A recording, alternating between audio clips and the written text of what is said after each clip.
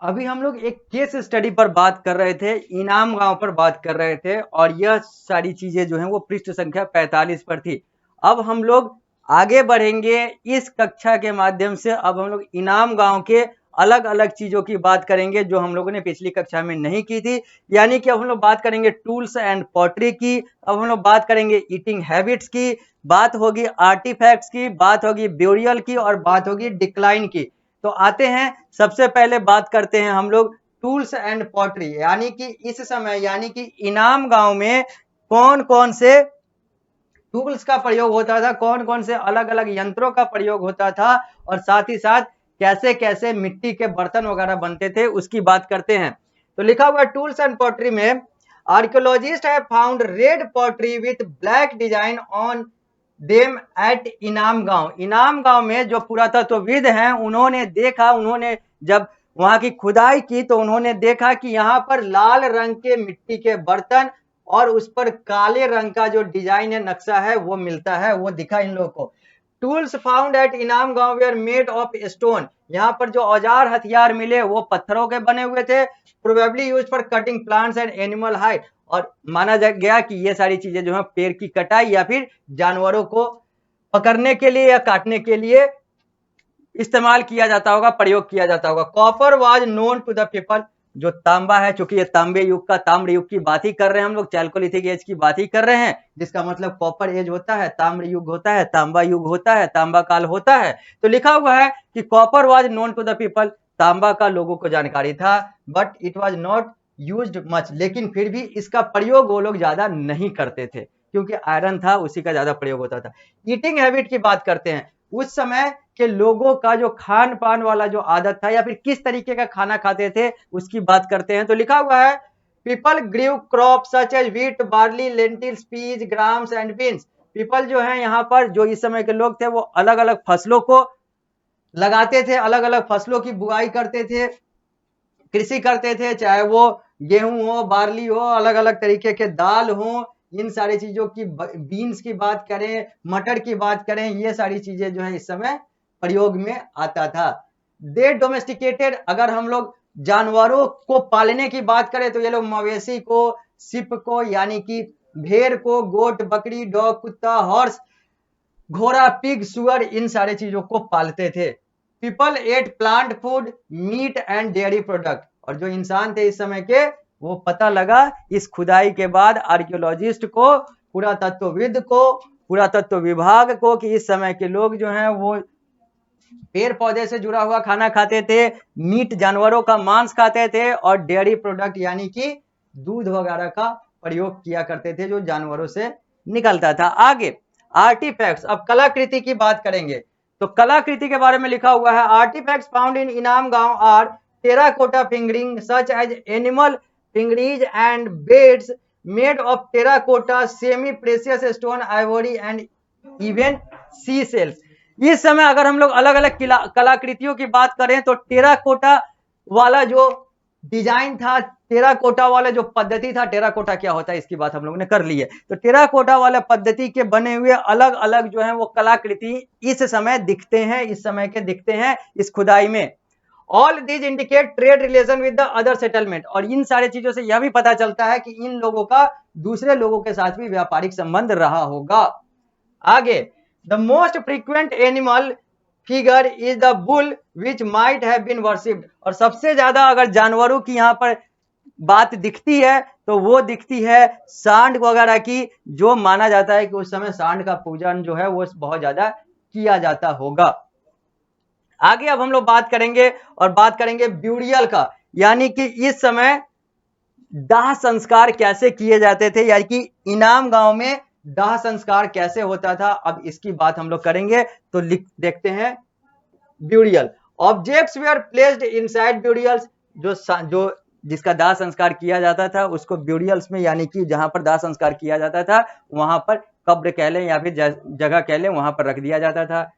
In one such burial archaeologist have found a clay bull and a headless female figurines. एक ऐसे burials में archaeologist, पुरातत्वविद ने देखा कि वहां पर मिट्टी वाला एक बुल और बिना माथे का बिना सर की एक महिला का जो है वो चित्रण या फिर वहां पर एक जो है मूर्ति दिखता है। बिलो दीज, उसके नीचे there was a clay box with a female figurines on it, उसके नीचे एक क्ले का मिट्टी का बॉक्स और वहां पर वही महिलाओं से जुड़ा हुआ जो कलाकृति है वो दिखता है। The curious thing was that there was a hole in the stomach of the headless female, जो सबसे ज्यादा अगर जानकारी या उत्सुकता पैदा करती है वो यह है कि जो हेडलेस फीमेल यानी कि बिना सर वाली जो महिला है उसके स्टोमक में, उसके पेट में एक छेद भी देखने को मिलता है। And in the back of the bull figurines, और बुल का जो ये फिगरीन बना हुआ है उसके भी बैक में ये सारे छेद मिलते हैं, यानी कि इन सारे अवशेष के पेट में या पीठ में छेद देखने को मिलते हैं। ये सब उत्सुकता पैदा करते हैं कि आखिर ये सब क्या है। तो ये सारी चीजें हम लोगों को पुरातत्व विभाग यानी कि पुरातत्वविदों ने बताया। आगे अब डिक्लाइन की बात करेंगे, पतन की बात करेंगे, तो अराउंड 1000 बीसी ऑनवर्ड, 1000 बीसी के से शुरू करें तो इनाम गांव शोड साइन ऑफ डिक्लाइन, इनाम गांव पतन की तरफ जाता हुआ दिखने लगा। There was a decline in farming activity, वो पतन जो था वो कृषि के कार्य से जुड़ा हुआ, खेती के कार्य से जुड़ा हुआ चीजों में था। People started relying more on hunting and collecting wild plants, लोग जो है अब फार्मिंग एग्रीकल्चर इन सारे चीजों से उन लोग का मोह भंग हो रहा था, ध्यान हट रहा था या फिर वो करना नहीं चाह रहे थे। वो अब जानवरों को पकड़ना या फिर जो जंगली जो पेड़ पौधे हैं उसको कलेक्ट करके ही अपना जीवन यापन चला रहे थे। They also started keeping more sheep and goat instead of cattle, बाकी मवेशियों को छोड़कर ये लोग भेड़ बकरी को ज्यादा से ज्यादा रखना शुरू कर गए। ये सब पतन का कारण था।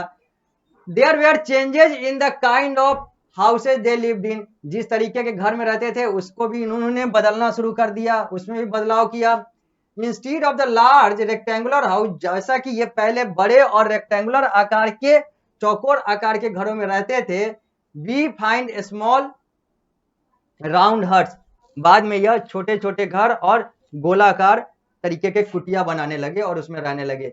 It seems people we are becoming poor, इसका मतलब यह दिखता है कि जो लोग थे वो गरीब होते जा रहे थे। And their old way of life had come to an end, और जो उनका पुराना जीवन जीने का जो पद्धति था, बड़े बड़े घरों में अच्छे से रहना, ज्वाइंट फैमिली के तौर पर रहना, वो सब लगा कि अब ये सारी चीजें जो है वो खत्म हो रही है, क्योंकि ये सारी चीजें उसी चीज को दिखाती है। अब हम लोग बात करेंगे वर्ड ट्रीजर, यानी कि अध्याय को तो हम लोगों ने समाप्त कर लिया, यह चैप्टर समाप्त हो गया। अब हम लोग कुछ शब्द और उसके अर्थ की बात करेंगे जो इस पुस्तक के प्रकाशक और लेखक के द्वारा लगता है कि यह हमारे विद्यार्थियों को फिर से जानना यानी कि बहुत ज्यादा जरूरी है, इसको आप फिर से देखें। यानी कि ये सारी बातें हम लोगों ने अध्याय में तो कर ली है, लेकिन फिर से वर्ड ट्रीजर के तौर पर ये आप लोग को फिर से देखना है। तो हम लोग इन तीनों शब्दों की बात कर लेते हैं। रिचुअल्स, आर्यन, यकाज और जन, ये तीनों के क्या मतलब होते हैं। रिचुअल्स का मतलब होता है रिलीजियस सेरेमनी, जो धार्मिक कार्य होते हैं, धार्मिक जो अलग अलग गतिविधियां होती है वही रिचुअल्स कहलाता है। आर्यन यकाज का मतलब है religious text that form a part of Vedas, जो धार्मिक लेख हैं जो वेद का एक हिस्सा है उसको हम लोग आर्यन यकाज कहते हैं। Concerned with the proper performance of ritual, particularly those that could be observed only in wilderness and involved danger to life। इसमें बेसिकली क्या होता था, तो ये तो लेख थे जो वेद के हिस्से थे। Concern with the proper performance of the ritual, जिसमें अलग अलग रीति रिवाज, जो धार्मिक रीति रिवाज है उसके बारे में यहाँ पर सही तरीके से लिखा हुआ रहता था। Those that could be observe only in wilderness and involve danger to the life, और इसमें अधिकतर वही सारी चीजें लिखी हुई होती थी जो जीवन के लिए कहें तो खतरनाक या फिर खतरा है, उन सारी चीजों का जो टेक्स्ट है वो इसमें देखने को मिलता है। जन, अ ट्राइब इन द वैदिक एज, जना का मतलब होता है एक ऐसी जनजाति जो वैदिक काल में रहा करते थे, उनको जन कहते हैं, जना कहते हैं, JANA कहते हैं। यानी कि अब हम लोग का यह अध्याय वर्ड ट्रीजर को भी देखते हुए पूर्ण रूप से कहें तो अध्याय का कंसेप्ट समाप्त हो गया। जब हम लोग अगली कक्षा में आएंगे तो हम लोग बात करेंगे क्वेश्चन आंसर की, प्रश्न उत्तर की, यानी कि एक्सरसाइज वाले सेगमेंट की, जो कि पृष्ठ संख्या 47 पर आप लोगों को सामने यह स्मार्ट बोर्ड के माध्यम से दिख रहा है। जब हम लोग अगली कक्षा में आएंगे तो इसकी बात करेंगे। इसके बाद हम लोग लेट्स रैप अप यानी कि समरी वाली बात करेंगे और इस अध्याय को पूर्ण रूप से समाप्त कर देंगे। तो अब हम लोग मिलते हैं अगली कक्षा में। अगली कक्षा में इस अध्याय को हम लोग पूर्ण रूप से समाप्त करेंगे। तो इस कक्षा को यहीं पर देते हैं विराम और मिलते हैं अगली कक्षा में।